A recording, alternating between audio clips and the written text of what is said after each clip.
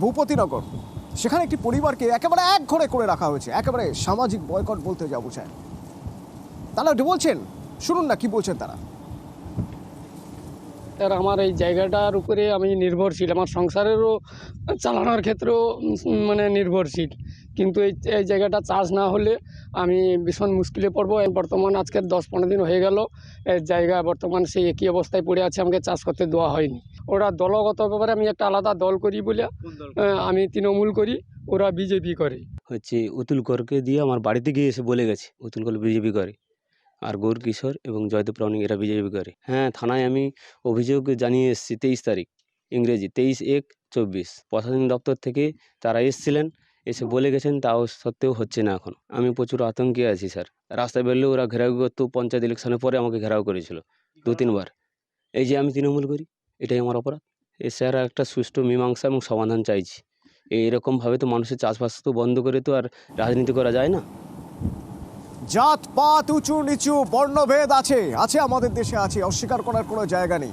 আবার রাজনৈতিক ভেদাভেদ এমন জায়গায় যে একঘরে করে দেওয়া যায়, সেই অভিযোগ বারবার ওঠে আমাদের রাজ্যের শাসক দলের বিরুদ্ধে। বিভিন্ন জায়গায় বিভিন্ন বিরোধী রাজনৈতিক দলের প্রতিনিধিরা তারা করে থাকে, কিন্তু এখানে তো আবার দেখছি উল্লট পুরাণ। এখানে শাসক দল করছেন, অর্থাৎ তৃণমূল করেন বলে যারা বিজেপি করে তারা একঘরে করে দিয়েছে এদের। পঙ্কজ প্রতিনিধি আমার সঙ্গে রয়েছেন। পঙ্কজ, কি করে সম্ভব? এ তো মানে এই যে অভিযোগ এতদিন ধরে আমরা শুনতাম দেখতাম, এ তো উল্টো অভিযোগ।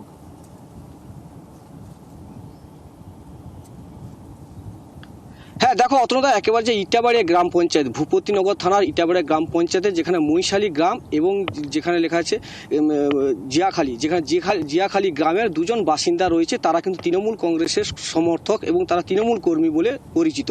তাদের অভিযোগ যেখানে যে এই ইটাবাড়িয়া গ্রাম পঞ্চায়েতে গত বিধানসভায় কিন্তু তারা কিন্তু বিজেপি দখল করেছে, যেখানে পূর্ব মেদিনীপুরে জেলা পরিষদ দখল করলে তৃণমূল কী হবে, এই ইটাবাড়িয়া গ্রাম পঞ্চায়েতের কিন্তু বিজেপি দখলে।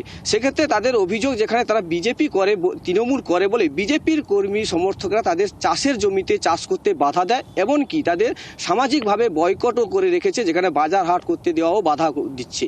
এই পরিপ্রেক্ষিতে কিন্তু যখন বিজেপি কিন্তু এই বিজেপি কর্মী সমর্থক যখন তাদের বাধা দিচ্ছে, তখন তৃণমূল কর্মী বলে তৃণমূল করে বলে কিন্তু বিজেপির পক্ষ থেকে কিন্তু এই অভিযোগ মানতে নারাজ। তারা জানাচ্ছেন যে এখানে যে আমাদের কাছে কোনো অভিযোগ নেই, অভিযোগ পেলেই কিন্তু এর ব্যবস্থা নেওয়া হবে। তা ক্ষেত্রে তুমি দেখতেই পাচ্ছ এই সময় কিন্তু চাষের সময়, যেখানে চাষাবাদ করে সাধারণ মানুষ, যেখানে চাষিরা কৃষকরা তারা জীবিকা উপার্জন করে, সেক্ষেত্রে সবাই চাষ করেছে। এক্ষেত্রে তাদের দুটি পরিবার মাত্র তাদের কিন্তু চাষ করতে পারেনি, বাধা প্রাপ্ত হয়েছে, যেখানে তারা তৃণমূল কংগ্রেসের কর্মী সমর্থক বলে তারা পরিচিত বলে এমনটাই অভিযোগ করছে অতনুদা। কিন্তু বিজেপি কি আদৌ এই অভিযোগ মানছে? একবার শোনা যাক। শুনুন, এই বিষয়ে বলছি, আমার কাছে এখন লিখিত কিংবা মানে মৌখিক কোনো কিছুই আমার কাছে আসেনি।